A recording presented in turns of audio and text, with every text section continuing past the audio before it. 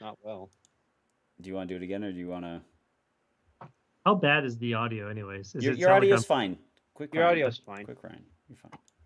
Everyone's I okay. can. I mean, worst comes to worst, I can usually tag it in on the back end on the outros. Well, anyway, this is all going up on YouTube because I'm not editing this part out. Anyways, welcome to special edition Tuesday Night Rumble, WWE style of the Paracast special edition.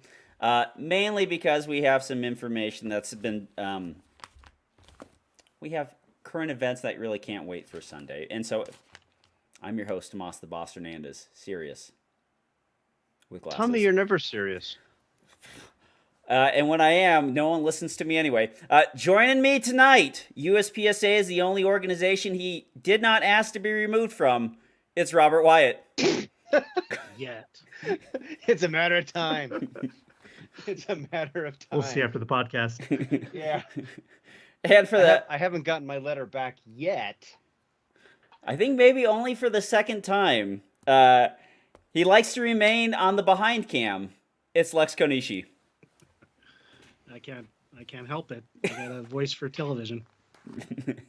And a booty that won't quit. And nobody knows him like his battered woman. It's John Bautista. Good evening, gentlemen. Good evening. Floyd Mayweather always got to be practicing. Okay, so on Sunday's show, the regular scheduled broadcast of the Paracast, we asked people to send in form letters, and we in the Paracast Telegram chat, like we had taken suggestions and written it down and came out with a form letter, and then other people sent in their own letters. And on early Monday morning, yesterday morning, I received a response from somebody I was not expecting to receive a response from, as I emailed only to board@uspsa.org. So Troy McManus ended up responding to my email, and so just to let you know, this is not a private communication. For the simple logic of it's a form letter. Two, it was sent out to the entire board of USPSA. In fact, I didn't think it'd be sent to NROI. If you look at it, it actually goes to a lot of the heads of the departments. Yeah. And the logic for it, if you're trying to explain it, is that if a person were to write to USPSA and they send it to board@uspsa.org, then if you include all of the different departments, the likelihood of the correct person being able to see that and then answer immediately has a certain advantage, because then, say, Rick Brotzel could just immediately respond instead of having to go through an area director who would then forward it to some other. Yeah. And the area directors are notorious about not responding. Yeah, and so that's not an issue. You know, it's like, okay, that's fine. No, sure, I get it. I just kind of give the background history of it, you know.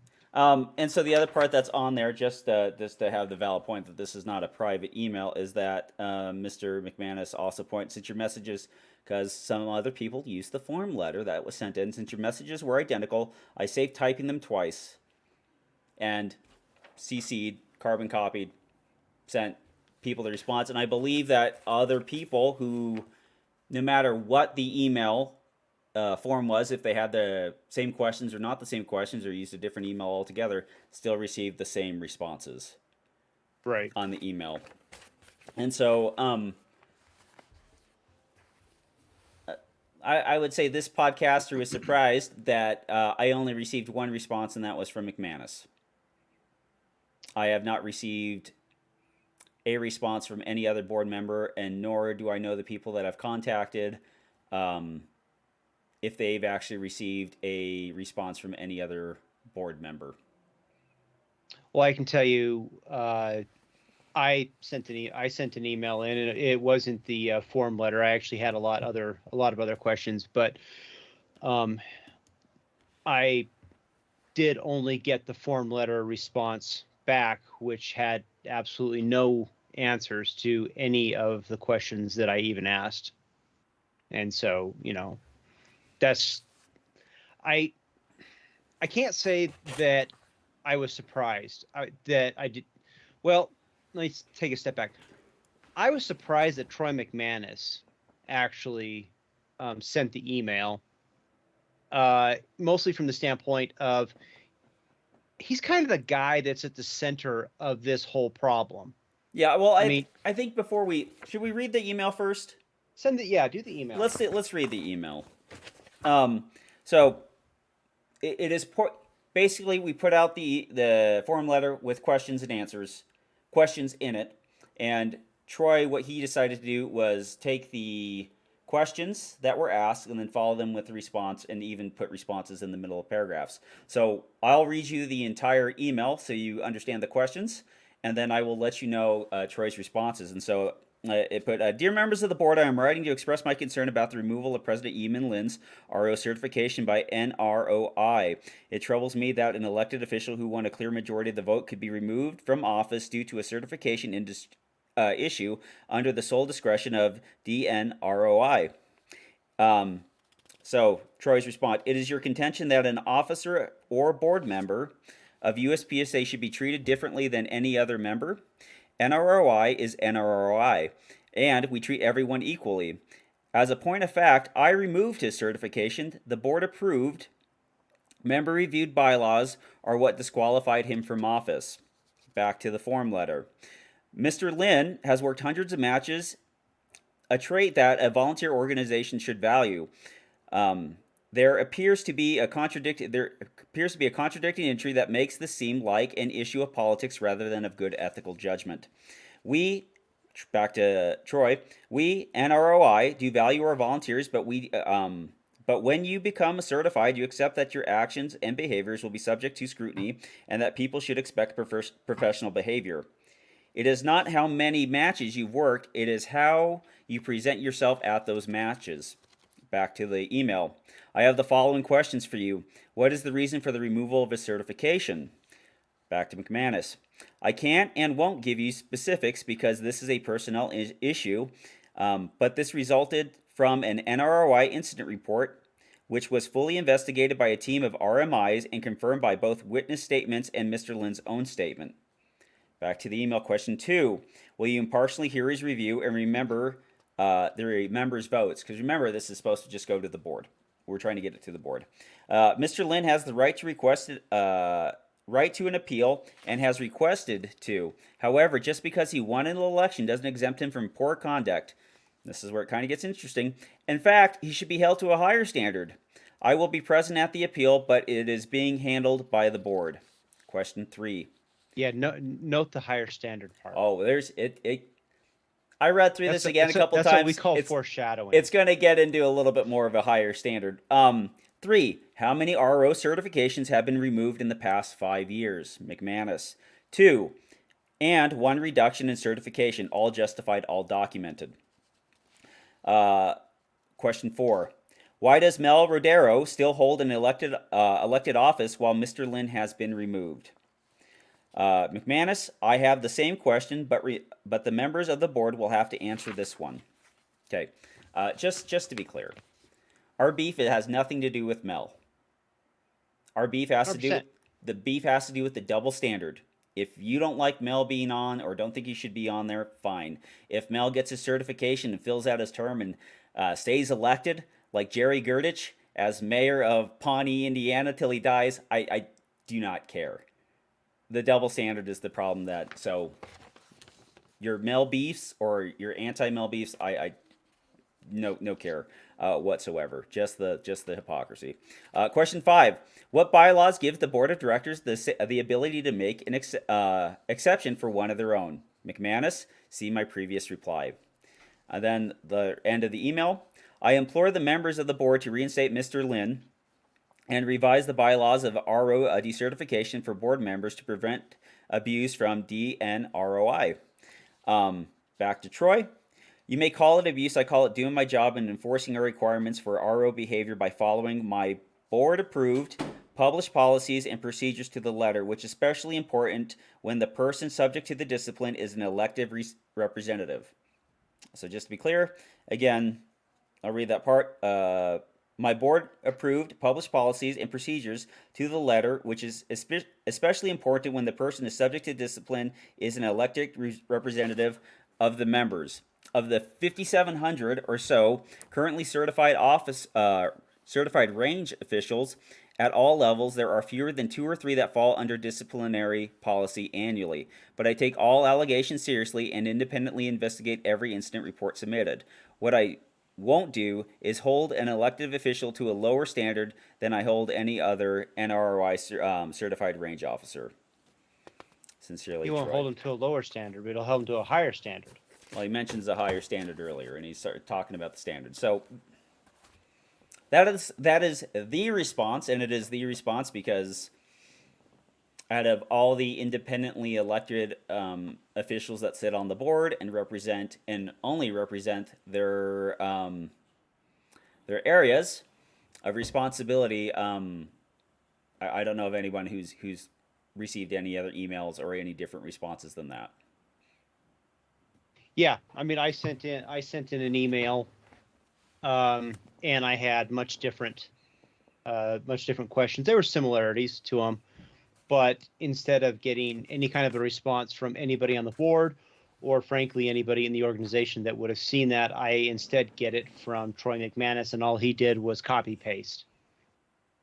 And I think that's the thing that really kind of bothers me the most, is that essentially the board of directors at this point has gone to ground.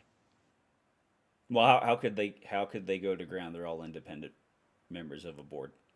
Well, it's almost like they are just working unilateral, or what do you call it? Not unilaterally, but they're just all one voice at this point, and don't want to say anything, except for people that are just leaking stuff. Like, never mind. I think you're missing the word, Robert.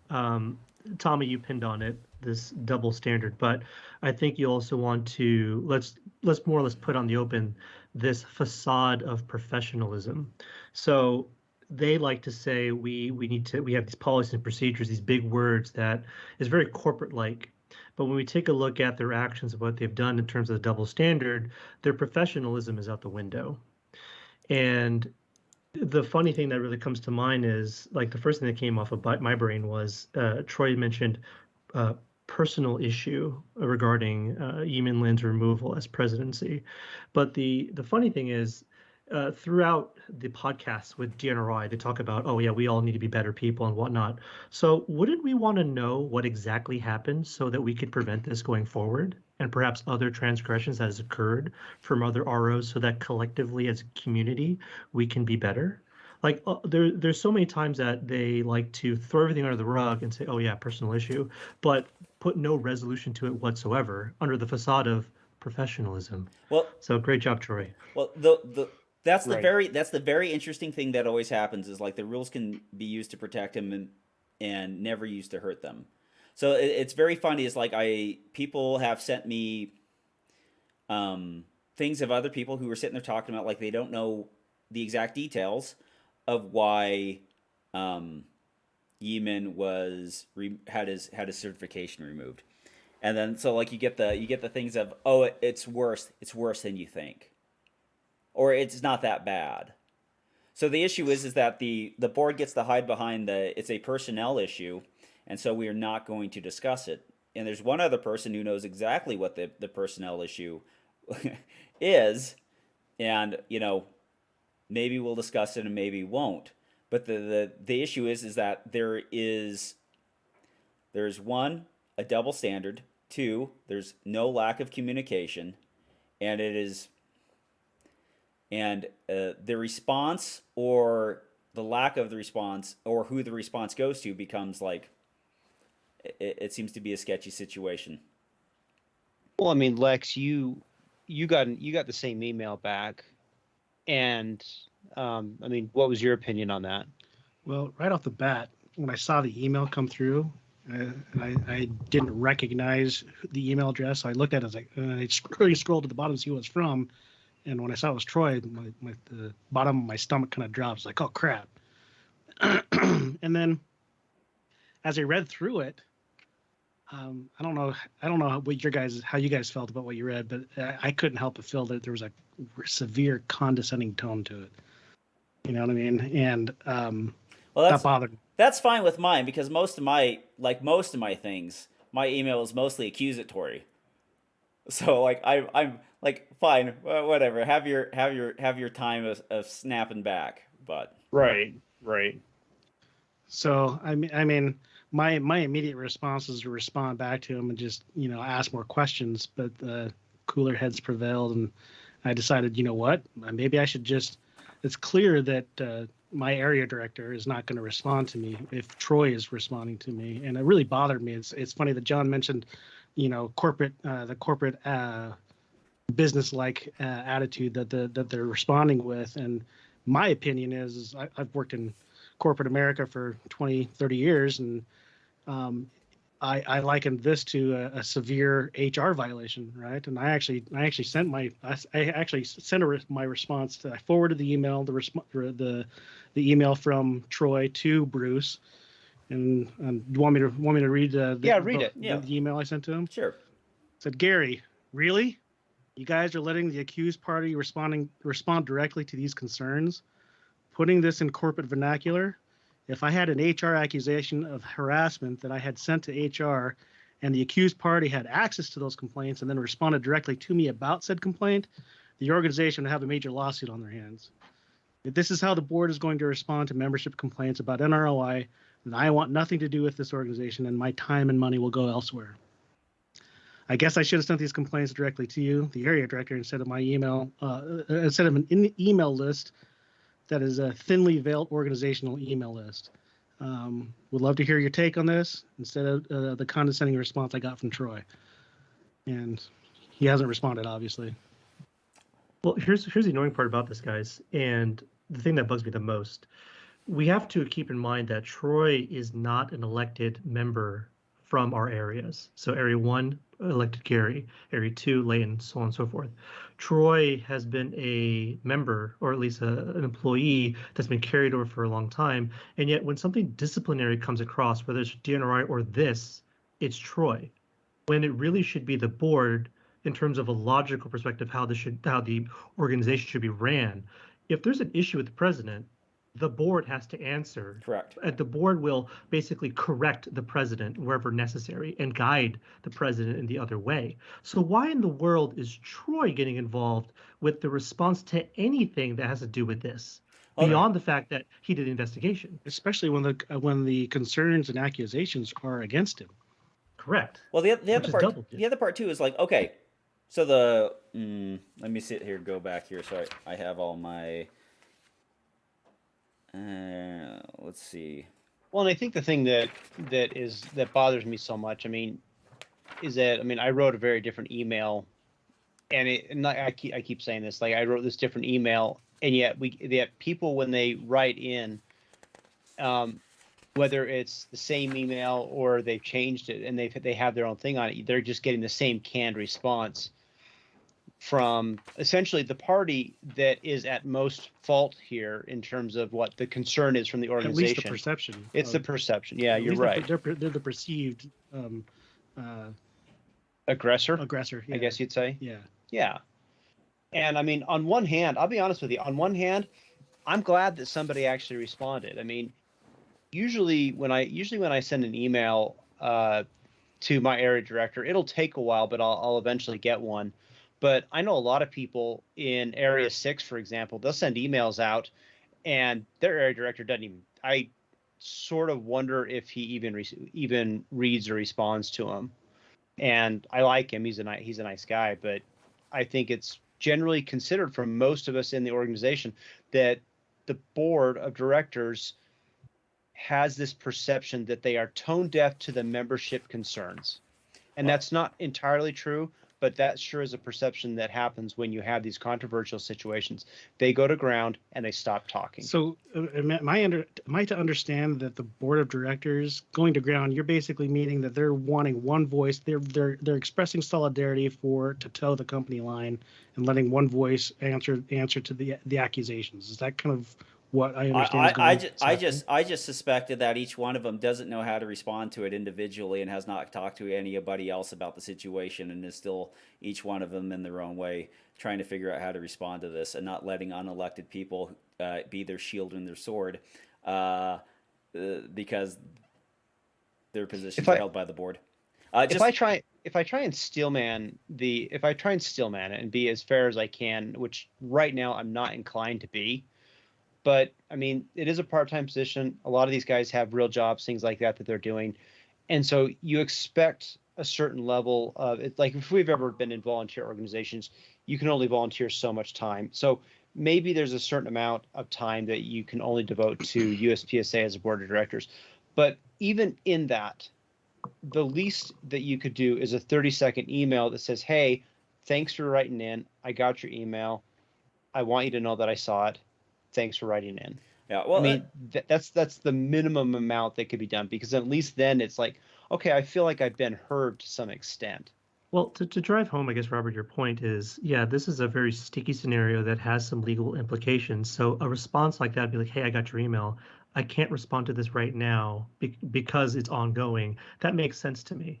Yeah. That does make sense for their defense. But the issue is, it came from Troy, which is a party involved in the scenario, which is what we pinned Right. on for, which is the next biggest problem with this whole shenanigans, BS professionalism that they're trying to cloak themselves under. Well, the one thing I want to bring up here is as Troy points in his email, as a point of fact, already moved his certification. The board approved, member reviewed bylaws are what disqualified him from office. So the board, like, if the board makes a decision on something, like there's an appeal that's right. Like if the board makes a decision on something, it's not like they had nothing to do with this and their hands are off.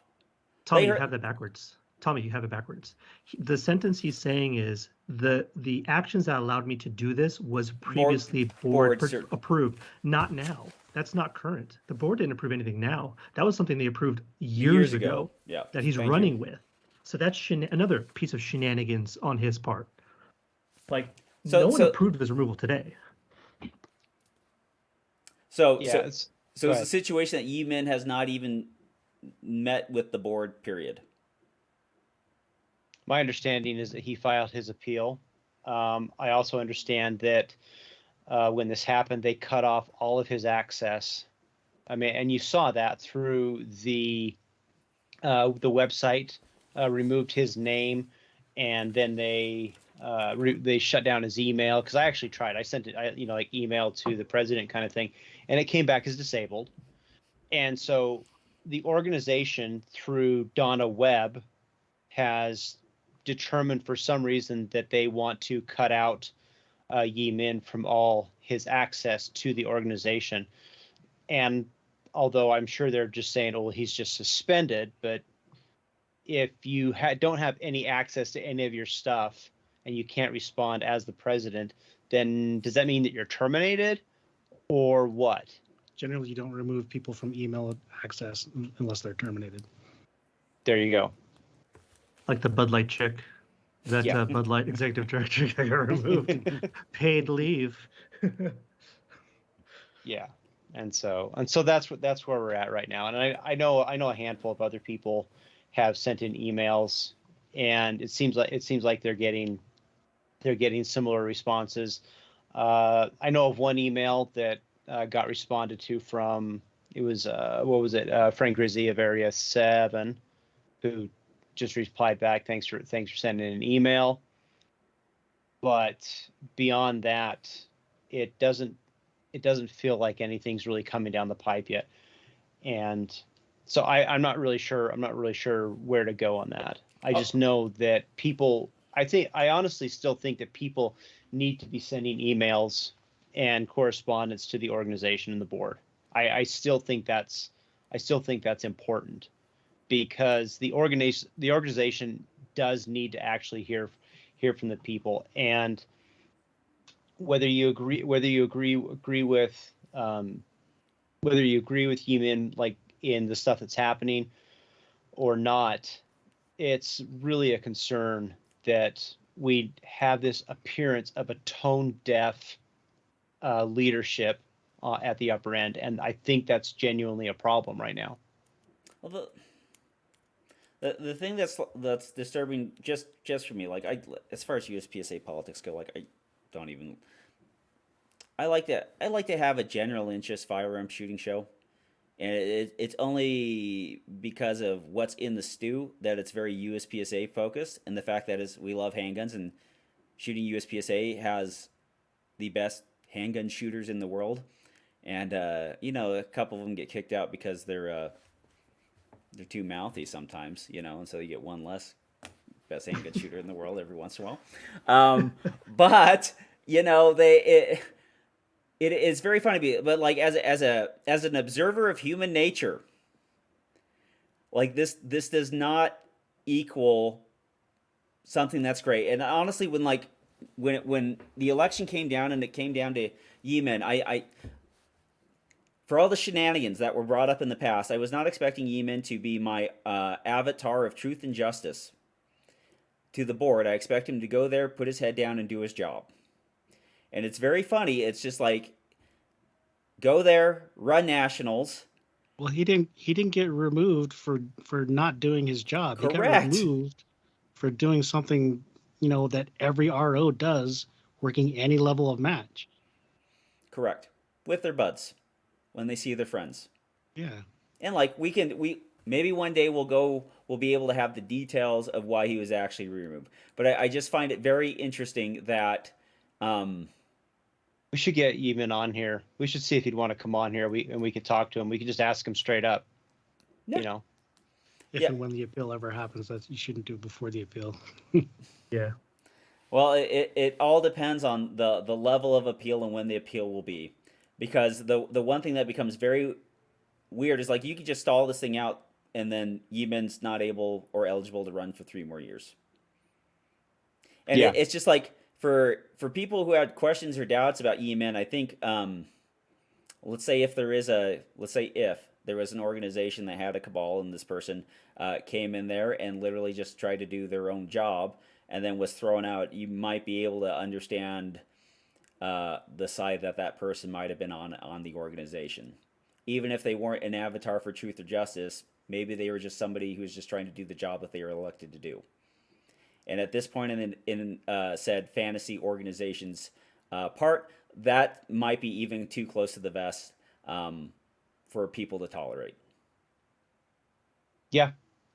I mean, I'm just saying maybe people get too close and they start asking questions about things that people don't want to answer. Well, my question would be for the board of directors. What's the point of the board of directors if they're not going to handle the responsibilities that they're supposed to? They're supposed to be representing the constituents of the areas that they live in, and if they're not even responding to questions and concerns, correct, what are they doing? Well, this is the lack of an antagonistic nature of elected officials inside an organization. It's like, are you sure about that, Tommy? Are you sure about that? Because okay, let me ask this question: who's the loudest board member of the group? Who was the loudest? Couldn't even tell you. Leighton. My area director, Area 2 Director Leighton. He's the loudest area director who has multiple posts, happy to show where he's at, happy to discuss anything in the whole wide world, and somehow not a word has come from him. And I've been kind of waiting to see with the loudest, most vocal, most opinionated board member to do something. And yet we're now, plus 3 weeks, and not a pip has come from that person, my area director. Like, his uselessness is basically no bigger than this tissue I'm holding in my hand when it comes to these issues. You'd expect some sort of communication like they had to do for Foley initially, like why they removed him. For Yee-Min, it's been kind of mum's the word and let everyone else figure out what's going on, which is now letting our minds wander, but also in more or less caused some outside influence, or not outside influences, but other people to try to figure out and dig out the truth. And now, as we're starting to dig out the truth, they're digging themselves deeper into a hole without any clarification. Well, so what's just like myopic strategy? Well, the steel man could be as like some of them are waiting for the appeal. Like you could just have them just wait for the appeal. My question is, during this whole entire run, there seems to be. It seems to be that there's a consolidation around the power of the board. That's I can't disagree with that. The concern that I have, it really does come back to that double standard.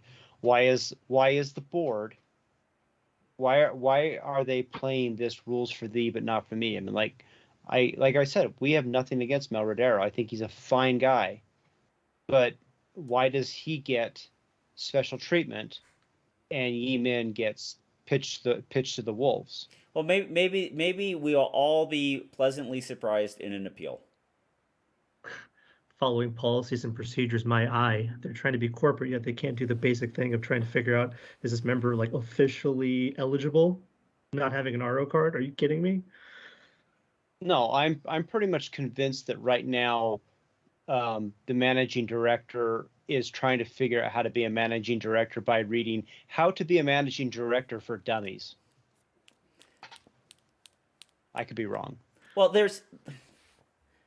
you can sit there and say, hey, a solution for Mel is already, like, we've already solved the issue. The issue for Mel is on the calendar. Mel will get a certification and all will be happy and well. And this pops up and they're trying to figure out what the heck they're going to do. So I very much hope that there is some sort of Slack channel going on where you have 2 or 3 people fighting with the rest of the board as board members, trying to actually solve this in a more productive way. But I think you've got a couple people on the board right now that are at least asking the good questions. Scott Arnberg, he is actually asking some of these questions, and they're valid questions, and they need to be asked. And it's probably one of the best things that have come out of the Howler Monkeys, and that whole debacle was that you finally had people put onto the board, and that are actually willing to stand up and not vote, party line with everything. Yeah. And I'm kind of coming to the realization of the value in that. And so it's the one thing. So, like, even if the Yee-Min thing falls apart and does not go well, so he gets no appeal, he remains a member of USPSA and goes back to shooting matches that he can and not working them or whatever. The one thing that kind of brings up to my mind is, like, so who will be elected USPSA president next? Who'd run for it? Well, that's the question. Who wants to run now? Yeah, I agree. Well, somebody will. Well, What's their name? Who are they going to be? Well, right now, let's see. There's Steve Moneypenny, who's a pretty nice guy. There's Luigi Lee, who's a nice guy. Todd Jarrett, I understand, is putting petitions out. And so there's a lot of people that are talking about it, but it seems to me that you have an organization that effectively is trying to set up a system that is designed to consolidate power around the managing director, which is going to put us right back into the game of Foley, where he ran everything. Because as I understand it, they're just trying to basically take all the power away from the president, and that was discussed in the board meeting minutes. Well, that's kind of my point. The general idea is, like, no one knows who the next USPSA president is going to be. At this point, what does it matter? Well, it matters very much because let's say that us are a part, like us, we all have something that we like going, but we have another member who joins us every once in a while that is outside of our control. Yeah. So, and we have a rule book, and we do not have a president anymore. It would be our incentive to change the rules, if you see a change in the rules, to prevent somebody that you do not control in the future from having, I don't know, eyes on, or the ability to vote on, or do something that you do not want them to do. You would change the rules. Well, my question for that is, to that is, if they're neutering the presidential position anyway, what's the point? What's the point of having a president? Correct. Well, they become a figurehead because the bylaws and the way that the nonprofit status works is they still have to have a president and a board of directors, as I understand it. And so in that regard, they're basically creating these figureheads. And that's kind of a concern. Well, and the other part too is, like, what power do we have as members, other than if we wanted to as members, we could just be like, okay, fine, we're not going to run USPSA matches anymore. Let's run hit factor matches. and the board and the organization effectively can't stop that. They could try, but they're going to lose. Yep. And the way it is currently, I mean, it doesn't take that many clubs to get sick of what's going on up at the upper level, and to eventually just say, we're done. We're not going to do this anymore. And eventually, if you have enough clubs, they will remove enough money from USPSA as an organization to make what they're doing untenable. And it was really interesting because I was talking to somebody, actually I was talking to Lex, and if you look at the bylaws, the things that the organization is per the bylaws supposed to do, basically they're supposed to run nationals, they're supposed to have a magazine, they're supposed to have a rule book, and then have a classification system. Of those 4 things, just think about it in your head. What is the organization doing well? Magazine. Oh yeah, the magazine. I mean, arguably, nothing of what they are actually supposed to be doing is being done well. I mean, the last nationals, everybody said it was a shit show. The classification system is garbage. In a wrong state, in an illegal state. Yeah. I mean, the classification system, everybody agrees, is terrible. The rule book, with somebody, with an unelected bureaucrat at the head, it gets changed at any whim. And so that's why we now have these like nitro fins on the side of CO guns. The magazine, I mean, I guess boomers like it, but outside of that, I mean, it's great for lining your kitty litter box. The summary is they don't know how to govern. So Yeah, they don't yeah. understand corporate governance 101. The point of the president is to lead the organization in a certain direction. The board of directors is supposed to be behind the president, guiding that person, correcting that person, approving, not approving, ensuring that logically between each of the voices, does the president's actions make sense? However, they have it backwards, whereas kind of Lex was talking about, the president is basically a figurehead, and now all 8 board members are now doing the job of what the president is doing without it being the other way around. The president's supposed to be doing all these things. The board's supposed to correct that person. And that's what's basically going on, which is what you're talking about, Robert. The 4 things they're responsible for, they're doing terrible because they're getting too far involved with what they're not supposed to be doing. Well, and I think also NROI is not an elected position. You know, he's not that organization is not held accountable to anyone, at least from our perspective. And I'm a nobody. I'm a nobody in this organization. I don't even have the RO certification, and I'm a B-class shooter on a good day, right? I'm the guy that has absolutely no pony in that dog show. So the idea that this guy can basically do whatever he wants without any accountability is mind-blowing to me, because that just does not happen in corporate America. And if it does, it's the mafia, right? Well, the one thing is, like, the amount of invincibility an organization can have if they have somebody that's non-elected go out there and do dirty work, and as long as that his job is remained by the people who are elected. Like it's literally it's like an attorney general, right? So it's like the attorney general's appointed by the president, and it gets like confirmation approval from president selection, gets confirmation from Congress, and it's just like, well, he did this.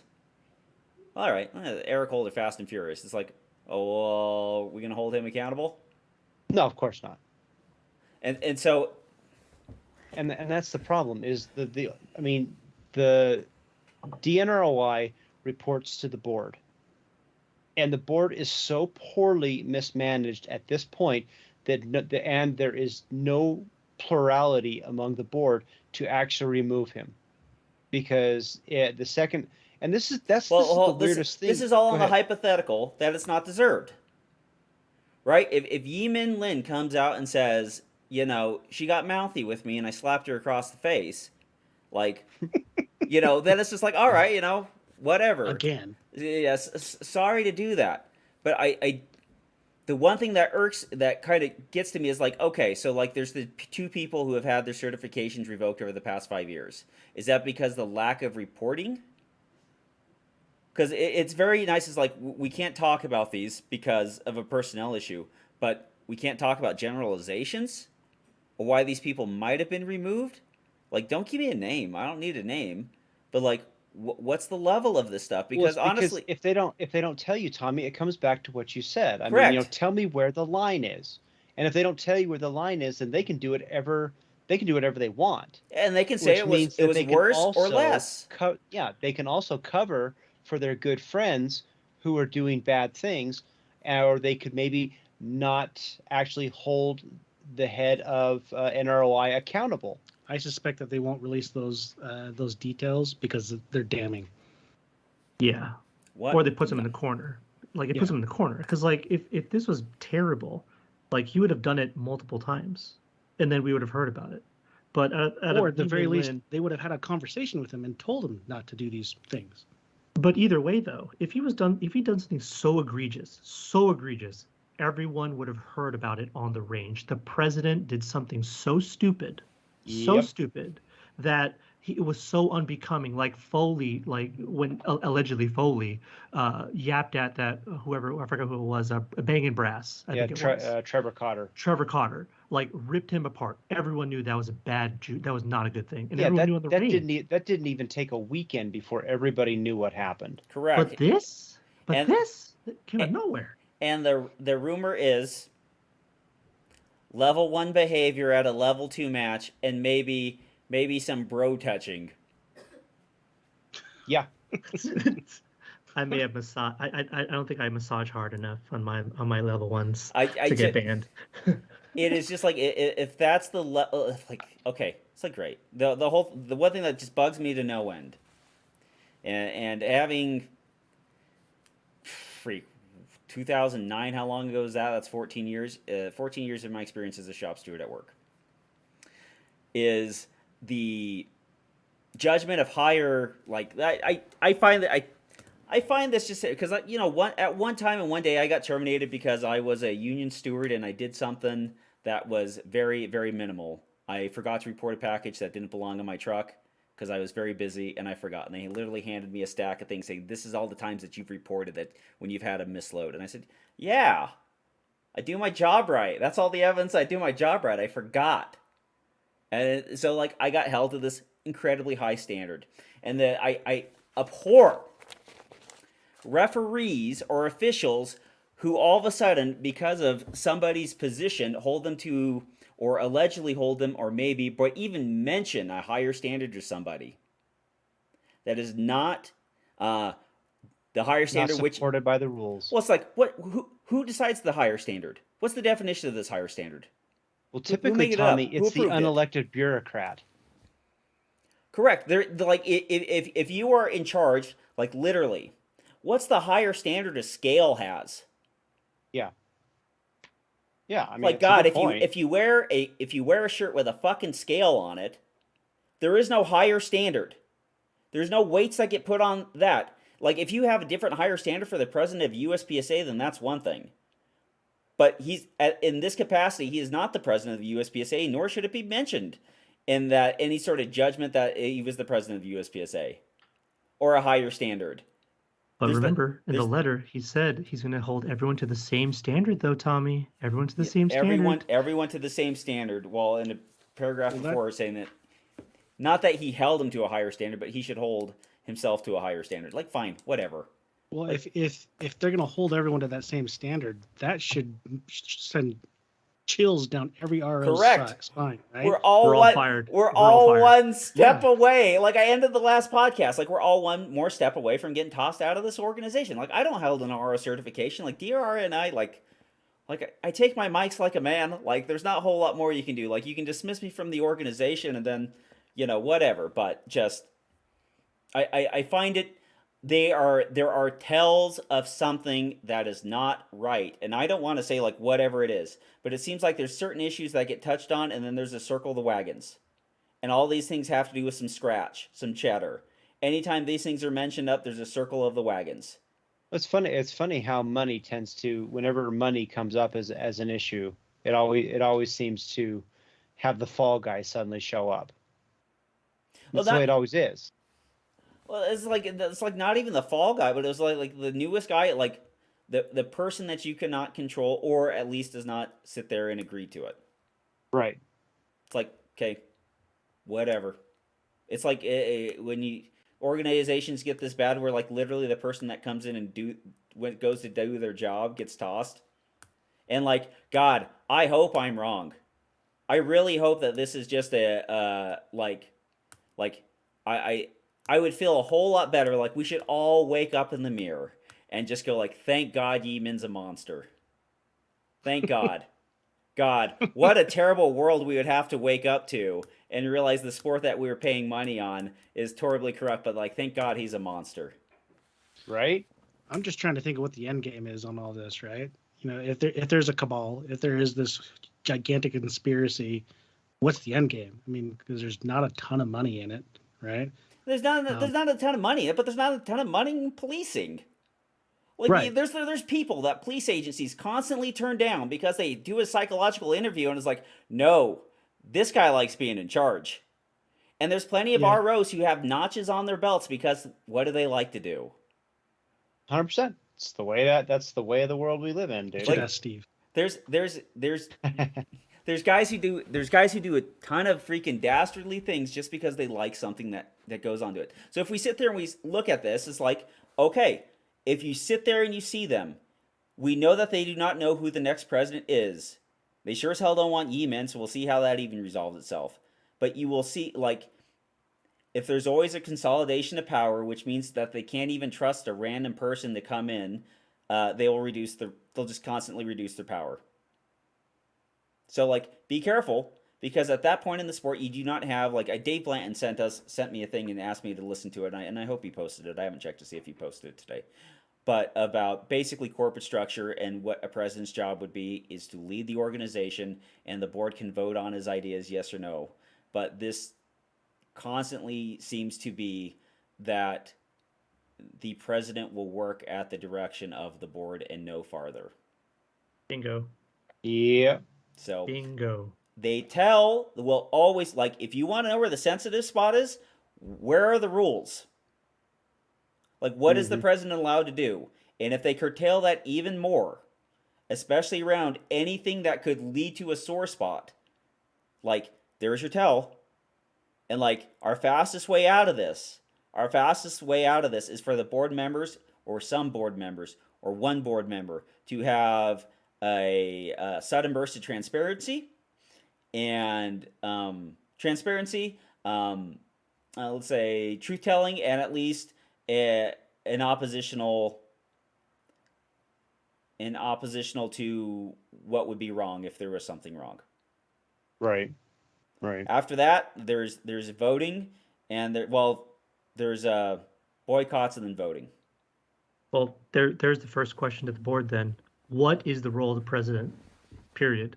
And if it's anything short, I believe what Blanton's probably already said in that thing you talked about, Tommy, that tells everything. That literally tells everything of what this governance is doing or lack of doing. Well, John, I would think that the bylaws would spell out the duties of the president.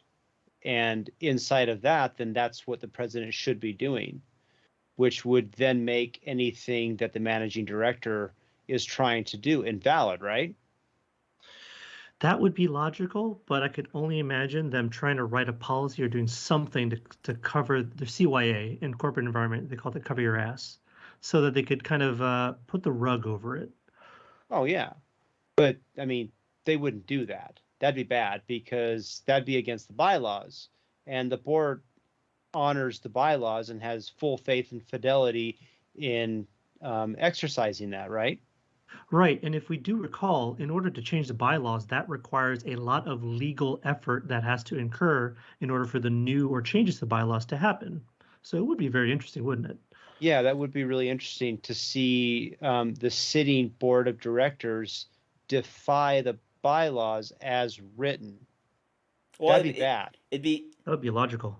Well, not only that, it would be very bad if they did it in time before an appeal. That'd be very interesting. Wouldn't you, like, if you had a president that was under appeal in an election in a couple months, and then you decided now of all times while that person is not there, that you would want to make changes to bylaws? Almost like they did to Matt Hopkins. Yeah, interesting. Don't the bylaws have to be approved by the membership? And legal. And legal. Yeah, I mean, God damn it. It's like, how many times do you have to try and defend the organization before eventually you're like, you guys are just corrupt sons of bitches? Hold on, Robert. Hold on. Oh, that's Let's be clear. The organization is us. That is The true. organization is the clubs. The organization is the ROs. The organization is the RM, the MDs, the volunteers. Right. We're right. bickering at the leadership, not the organization. So if I'm ever going to talk about this, organization is the people. The leadership is what is ass backwards. Right. Well, the other part is he was like, I don't know who's corrupt. I don't know if anyone's corrupt. But I know it doesn't smell right. And Yeah, I think corrupt is a harsh word. I think corrupt. It reeks more of inept than it does corrupt. Well, we're getting to the once again, Yee-Min better be a freaking monster, and he'll still be on the PARAcast. Monsters only. Oh, good. I still have a home. Is that why I'm here? Yeah, Is monsters. that why I'm here? Well, no one knows you like your battered woman. Monsters only. So like, fine. Have he'll still be like. So who knows if there's corrupt or whatever. But if he's not a monster, we're starting to get to the Adam Carolla test, which is stupid or liar. Is our excuses going to be, and it's very funny with like when people start playing that little line, like anything becomes stupid or liar. Like they start playing like a little bit, well, I had to tell him this because that was going to happen. And I wanted to protect his feelings. So we start going to liar path. It's like, well, I told her and she didn't do it right. And then she sent me something back and like, we got miscommunication. It's like, it starts becoming stupid or liar. And it's just like, if the funny thing is like, the person who's going to come out of this shining like daisies and roses is the person who is going to be as transparent as possible, regardless of how it makes their character look, and who literally takes the fight to the light. And like the first person who does that, either if it's a board member, McManus, Yee-Min Lin, like the person who does that first basically takes control of the argument. But once again, like, because what if somebody comes out and says exactly what they did? And then it turns out to be true. Like what are you gonna at that point? What are you gonna beat him even more? Well, what are you gonna sit there and say? Like I did this, I did that, like I should have held myself in a better spot. What's the board supposed to say? Well, we can't really get into this personnel issues, but it's worse than you think. It's like no, it wasn't. You already told. What is the term you used? You can't pickpocket a naked man. You can't pickpocket a naked man, right? What are they gonna do? Fire him some more? Like remove his membership. Like see how that goes. I mean, it's. Ooh, that's the point, Tony. If it was that bad, he would be banned. If Correct! it was that bad, he would be banned. He would be the next one. God, but he's not. Which makes it really funny. If I show up in a 50-foot trailer, open it up, and I have a bunch of women that I captured, and I'm whoring them out by stage 1. Where's party? I mean, as I'm pimp kanging it out, like if I did something that was sexual harassment or something like that, or used such inflammatory language, why is my RO card being pulled and why am I not thrown out of the organization? Once again, he's got to be a monster. Kind of weird. Yeah, it's weird how that goes, isn't it? So yeah. It's almost like people are just trying to create a narrative to affect an outcome that they want. And these same people will stop at nothing, up to and including lying, to achieve their ends. Well, so have a freaking narrative. Build your narrative. But I'll tell you what, there's no greater weapon than the truth, and there's no one that has more. Even the internet is not even undefeated compared to reality. And whoever's words speak closer to reality is going to win. Like, maybe not now. Maybe it doesn't appear to win now, but it's like in the future. In the future, we'll all look back at this and be like many people have come to the realization that just because the accuracy of people's, let's see, what would it say? The accuracy of people's criticism or the number of or the loudness of the voice is what gets people dismissed, and like there's a tell. Right. Whose truth and whose reality, though, Tom? That's The the reality, the that's truth. modern day vernacular. Though, Yeah, right? yeah. Well, as Jesus said, don't get played. You know. How Because did you get Jesus get back in the podcast? nailed. Well, yeah, it was like the one that my favorite things to ever sit there is Jesus in Matthew. He says, "Behold, I send you forth as sheep in the midst of wolves. Be ye therefore wise as serpents and as harmless as doves." Like, you don't have to know everything about the sport or everything about the people to smell something and be like, "Wow, weird." It's like Pfizer. It's like we don't want any of our vaccine trial data issued to the public for 70 years. Why? Is it oops all berries? Is it like it's just too good? It's like no. So it's just like God, he better be a monster, and then after the appeal, there better be this wide list of transparencies and emails get answered, and it's just like, well, this is what happened. This is how I felt about it at the time. These are the reasons why we didn't communicate with everybody. So it's just like, good God. Right. Thank you for downloading, listening, subscribing. I hope that you find a PARAcast a warm welcome sight on a Wednesday morning. So for Robert Wyatt, John Batista, and Lex Konishi, I'm Tom Nelson, bidding you peace, love, and soul as we depart to the open waters of the Sea of Life on a little ragtag tugboat carrying Yee-Min's dead carcass behind us, called the PARAcast. Good night, everybody. Good night, everybody. Whoop, whoop.